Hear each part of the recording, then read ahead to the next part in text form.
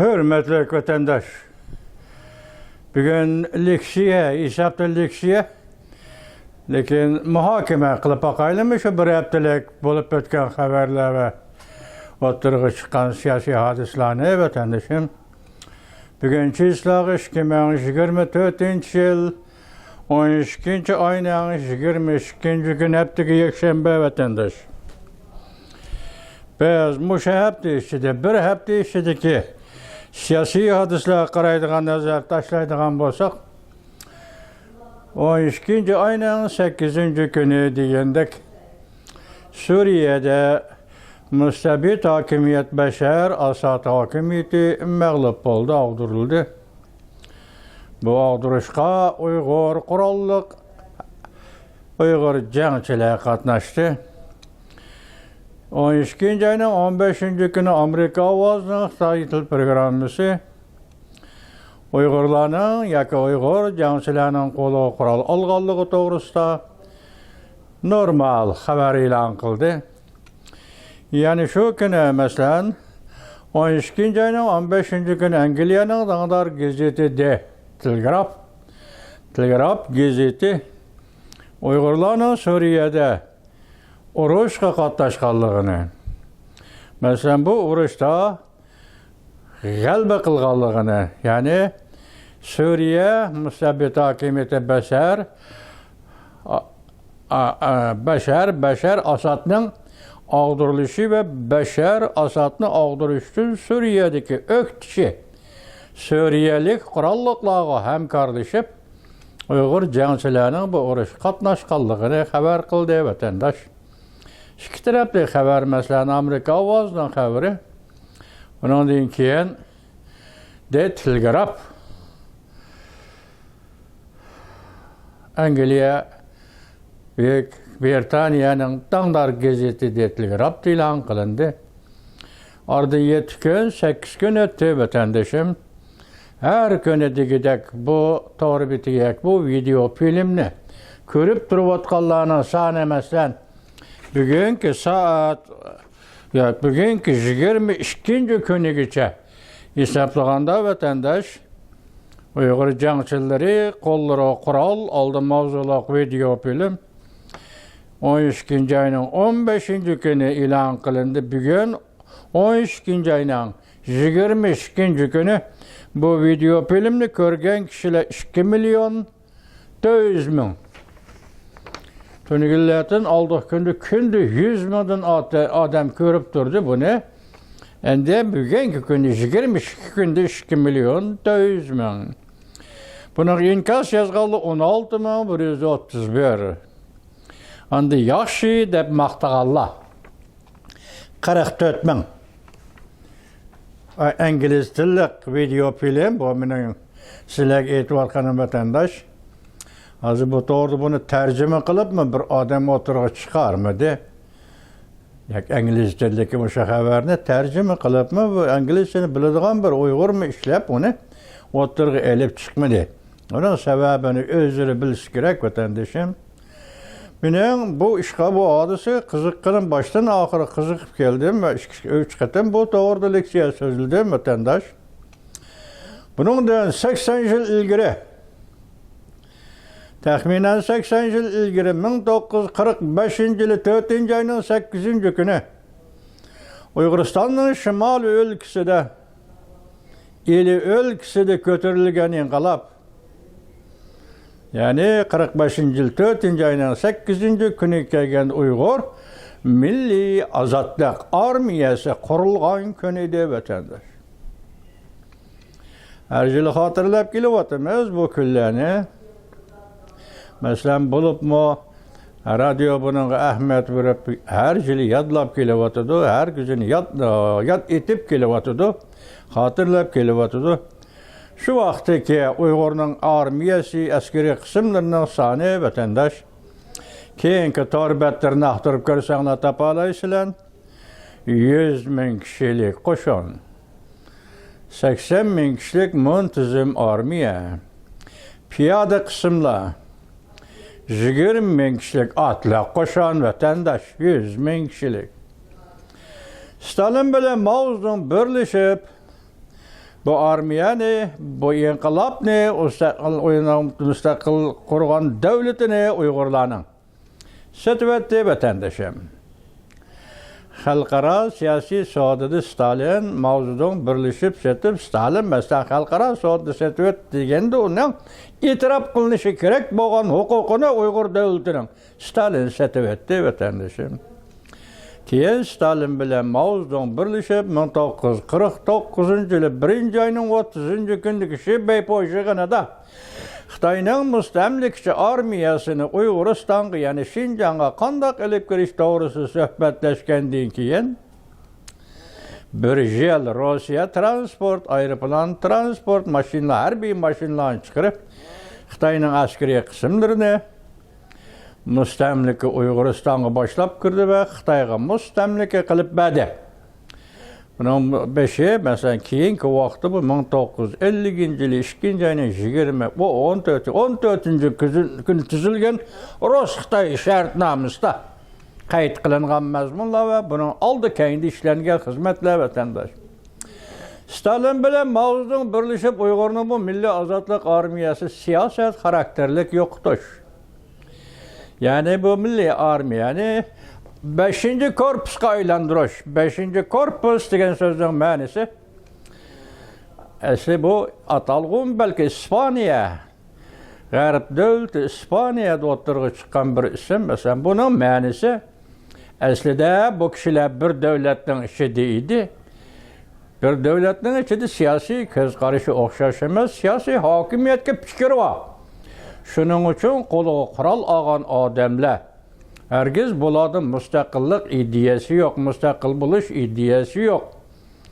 Va jungo yoki davlat, muayyan davlat tarkibidan chiqib ketadigan ideyasi yo'q. Mushundaq askariy qismlarga, qo'liga qurol olgan qismlarga qo'yiladigan nomni o'zi 5-korpus. Siyosat xarakterlik birlashish va buni 5-korpus deb atash haqorat. Uyg'urlarning 3-qatim ilib bo'lgan qurolliq inqilobi bu odatda demokratik inqilob deb ataladi vatandosh. Demokratik, milliy demokratik inqilob deb ataladi bu qurolliq inqilob degan gap buning ma'nosi 1944-yili 1 yil ichidagi inqilob g'alaba qildi Uyg'urlar. 44-yil 11-oyning 12-kunida bu davlatning qurilganligini e'lon qildi Uyg'urlar vatandosh. Shuningdan keyin bu armiya Stalin bilan mavzuning qo'lida setib etildi vatandosh. Ular oxiri 45-yili 10-oyda masalan xalqaro Yalta konferensiya ochilgandan keyin masalan alayli Rossiya Xitoy o'rtasidagi shartnoma imzalaydigan, mesela Gomindan Xitoylar ile imzalaydigan shartnoma. Bu imzalangandan keyin Arliqda Uyg'urning milliy ozodlik armiyasi shiddat bilan ilgirlab, mesela jang so'qishi, mesela Ibner ko'li atrofidagi so'qish, Talka tog'laridagi urush. Bu yerdan Shixo kelganda Shixo atrofidagi urush. Dahshatli urushlar vatandosh. Şu vaqtida Gomindan atgan pulemyot o'rnatgan okopdan etilib chiqayotgan pulemyotning o'qiga o'zining maydasini tutib berib Mirzigul, Uyg'ur jangchi Mirzigul maydasini tutib berib pulemyotning zubonini o'chirgan chaqlar vatandosh.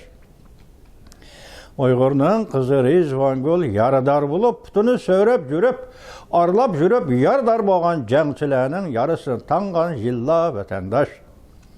Mesela Uyg'ur irodasi, Uyg'ur millati, Uyg'ur millatining g'oyibiy nishoni, oxirgi nishoni davlat qurish, mustaqillik jakarlash va shuning uchun elib borgan jang edi vatandosh.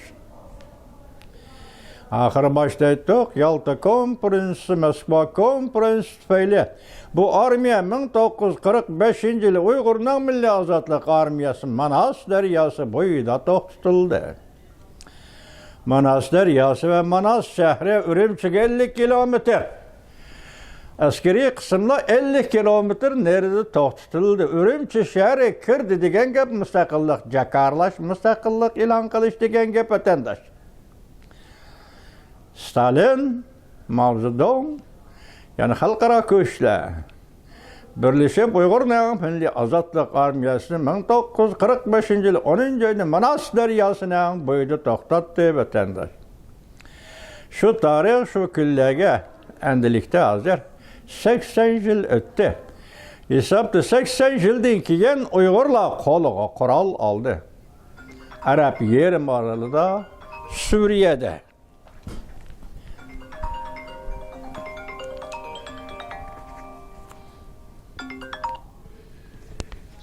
Alo. Nima? Çarşamba, Yaşamba.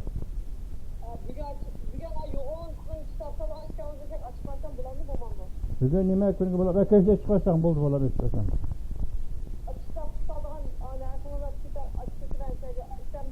Ya eksi keşke eksi de aşağı eksi koysan bucak gel oldu. Gayret eksilgan bo'ldi, gayret düştük, tanır eksilgan bo'ldi.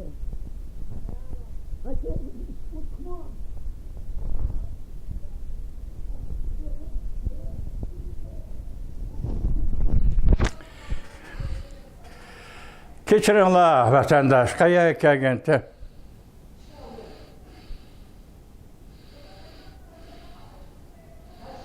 Manas daryosi bo'yi to'xtatildi, 80 yil o'tdi. Bugün Suriyada Uyg'ur jangchilar qo'liga qurol oldi. Bu bir mo'jiza dedik, bu tarixiy xarakterlik mo'jiza dedik vatandosh. Bir millat, bir davlat bo'lishi kerak. Bir davlat bo'lish uchun bir millat, bir armiya, jangovar armiya bo'lishi kerak. Saqchi qo'shinlari, amallik saqlash qismlari va yana ichki ishlar qo'shinlari bo'lishi kerak vatandoshim. Huquq nima? Huquq degan zot nima? Hozircha hech kim buni tuzuk javob berolmadi, faqat bir kishidan boshqa. Huquq degan nima? Huquq Germaniyalik jamiyatshunos faylasuf Markus Weberning so'zi bilan aytganda huquq o'z vatanida qurol ishiltish deganga.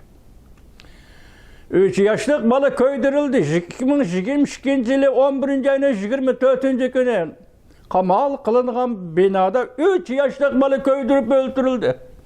84 nafar ota-onasi bilan. 22 nafar Uyg'ur qamalda och qo'yib o'ldirildi.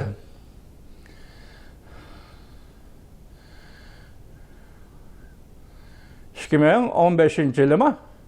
Yo'q, 2000 yo'q. Yo'q, 2022-yili 9-oyning 15-kuni Eli G'ulji shahrida 22 nafar kishi qamal qilib ochlikda o'ldirildi. G'ulji shahri qamal ichida qolganda Qashqarda otishdan xalq mashinaga yemak-ichmak, kiyim-kechak qachalab G'ulji shahar xalqi eli xalqiga yordamga avatganda Xitoy o mashinani yo'lda to'sib olib hammani musodir qildi vatandosh. Ehtimol Xitoyning ko'chmanlariga taqib berdi buni. Millat o'rtasida millatning o'zining ichki qismida inoqlik va ittifoqlashishga Xitoy mumkinlik berdi. Dastlabda Xitoy hujum qiladigan eng muhim narsa millatning ichki ittifoqligi, ichki uyushish kuchi edi vatandosh. Hozirgi tushab Muşundaq o'ltirdi. Bu oddiy bir misol, qisqacha bir misol. Hozir kishilar 1 million da'vatida 8 million dedi. Davlat Majlisi Avam Palatasi Stat Yaqub Bintvanning yozgan asarini, kitobini tahlil qilib 8 million dedi. Uyg'ur hozir turmada, nazarbandda vatandosh. Biz bu masalalarni kishilik huquq deb hal qilolmaymiz. Buning Xitoy ma'qul deydigan millat yoki davlat emas o vatandosh. Hozir hisobda 80 yil burungi milliy ozodlik armiya bu qatam 12-oyning 15-kuni axborotga elingan Suriyada qurilgan Uyg'ur qurolli qismlarining tashkiloti va ularning qo'liga qurol elishi oraliqda bir millatda bir armiya, bir millatda bir saqchi qo'shini bo'lish kerak degan qoida qo'ygan. Uyg'urning xalqaradagi o'rni shundoq bir millat bo'lishga loyiq. Kimga qul bo'lish, kimga mustamlika bo'lish Uyg'urning bundaq majburiyati yo'q. Faqat ko'ch yetadi Uyg'urning. Har qatamliq ishda xalqaro aralashdi. 30-yillardagi ishga Rossiya aralashdi, xalqaro aralashdi. 40-yillardagi inqilobga Rossiya aralashdi, xalqaro aralashdi deb o'tadi. Shundoq ko'ch oldida Uyg'urning inqilobi mag'lub bo'lib keldi, askariy qismlari mag'lub bo'lib keldi deb o'tadi. Masalan, 2023-yili yo'q, bu yilmi? 2024-yil 2-oyning 9-kuni Amerika Qo'shma Shtatlar Davlat Majlisi Tibet to'g'risida so'z qilib, suhbat bayon qilib, Tibetlarning o'z taqdirini o'zi belgilash huquqini xalqaro jamiyat tortib oldi degan shunday bir qarorni oldi bu yil 2-oyning 9-kuni Amerika Qo'shma Shtatlar Davlat Majlisi xuddi Uyg'urmi shunga o'xshash o'z taqdirini o'zi belgilash qadam tashlaganda xalqaro jamiyat uning huquqini tortib oldi. Tortib olishdi. Birinchi bo'lib Uyg'urlardan armiyani tortib oldi. Armiya ishlab turish huquqini tortib oldi. Armiya qurish, tashkillash huquqini tortib oldi. Stalin bilan Xitoy shu huquqni tortib oldi. Hatto Uyg'urning milliy armiyasi, ozodlik armiyasining bir qism askariy qismlari Manas daryosi bo'yida atalmış Jungo Kompartiyasining ozodlik armiyasini qarshi oldi vatandoshlar. Tunugun jangda urush qilgan Uyg'ur jangchilari bu qatim haqorat ustiga haqorat o'zining dushmanining besib kirgan armiyasini qarshi olib chavoq chaldi vatan. Stalin majburlayotdi, xalqaro jamiyat majburlayotdi vatan. Manas daryosi bo'yida qarshi oldi vatandosh. Haqorat Uyg'urning boshqa millatlar, dunyodagi millatlar qatorida shundoq turish, o'rnidan dasturish huquqi bor, davlat qurish huquqi bor. Bugungi kunda o'zining davlati asli keltirish huquqi bor Uyg'urga. Bu avval tabiatdan ijtimoiy jihatda bergan huquq, tabiat bergan huquq avval o'tadi. Buni faqat odamlar tortib oladi, odamlar oyoqqa siqildi Stalin bilan Mao degandek vatandosh. Bugün keldi Uyg'urlar bu qatam Suriyada ko'k bayroqni harbiy mashinaning ustida lapildatdi vatandosh. Ko'k bayroqni harbiy mashinaning kichik mashinalarning to'mishqiga qadab qo'ydi vatandosh. Bu jangchilarning madinasida ko'k belga yoki kinishkilik belga Meydisi turibdi vatandosh, ko'k bayroqda nishoni vatandosh. Bular qatori sap bo'lib turibdi, askariy qismlarda, bular marshga dastlabida askariy qismlarda Uyg'urning kuchi, Uyg'urning nishoni, Uyg'urning kuchi bugun xalqaro jamiyatda Suriyada o'ttirg'i chiqdi vatandosh. Onun tarihi vazifesi intayin eğer. Şundaqla bu qo'shinning tarihi vazifesi ham shundoq sharafli vatandosh. Bugünkü kunda Uyg'ur o'ttirg'i qurol olib chiqib edi, men arlat sizlarga so'zildim-ku. Keskinleşiyotgan, kundan kuni keskinleşiyotgan Jungo Kompartiya partiyasi bilan Jungo Ozodlik armiyasi masalan 18-kun nima dedi? Amerika Qo'shma Shtatlar davlat mudofaa ministrligi Gestapo dedi. Jungo Ozodlik armiyasi Gestapo, Danvijon Xitoy tilida Gestapo dedi vatandosh. Partiyani-chi, masalan partiyani Qarakollar dedi. Qarakollar partiyasi dedi Jungo Kompartiyasi. Xalqaro jamiyat shunday muomala qildi. Hozir xalqaro jamiyat qo'rishovg'ili shakl degandek Jungo Kompartiyasini adablaydigan bir davrga kirib keldi vatandosh. Chunki Jungo Kompartiyasi o'zini bilmadi. Yoki Jungo davlati, hukumati o'zini bilmadi. Xalqaro jamiyatda o'zini bilish, o'zi to'g'riliq o'ylanish va o'zini bilish, kuchining qayerdaligini bilish, ojizligining qayerdaligini bilish ve insonparvarlikni ve medeniyetni, şu medeniyetni qandaq yaratish ve o medeniyetni qandaq xarakterga ega qilishni bilish sening ideyang şu medeniyetning ichida, sening turmushing şu medeniyetning ichida, sening siyosating şu medeniyetning ichida. Agar sening medeniyeting osonlik deb atalgan sening og'zingda ikkinchi bir mustamlika millatni qirg'in qilish bo'lsa, hammasi g'alat. Uyg'urni shunda qirg'in qildi Xitoy. Vatandaş, Uyg'urni shunda qirg'in qildi Xitoy. Uyg'urning qo'lida mesela har qanday millat uchun agar bir askariy qism bo'lmasa, armiya bo'lmasa, bu mumkin emas. O millatda hech narsa bo'lmaydi vatandaş. Yugoslaviyaning ayni chog'dagi sobiq prezidenti Tito, merhum prezidenti Tito, o kishi o'g'il bola kishi edi. Nimishki desangiz 1948-yili xalqaro kommunizm harakati undiqiti, bundiqiti deb turgan vaqtda Stalin ko'takashing deb Stalinni rad qilgan birdan-bir o'g'il bola Tito. Şu kishi 1977-yili 7-oyning 31-kuni tavbadagidek bir ishda Beijingdagi ziyoratini oxirlashtirib, Urumchi orqali vataniga qaytdi. Uyg'uriston orqali vataniga qaytgan Urumchiga tushganda merhum Uyg'urning raisi ve doisi, oxirgi dois Sayfiddin Azizi bilan ko'rishganda Titoning qilgan birinchi jumla so'zi, bir jumla so'zi: sen avtonom rayonga reis ekansan, bu avtonom rayonga sening askaring bormi dedi. Sayfiddin Aziz rahmatlik, yo'q askarim yo'q desa, qo'y, endi sening reisiga, paysiga hammasi quruq gap. O shuni Urumchi deyotgan gap vatandaş. Bunu sen qanday anglagan deb savol qo'yishing mumkin. Men bu chog'da turmadan chiqqan vaqtim, yangi chiqqan vaqtim.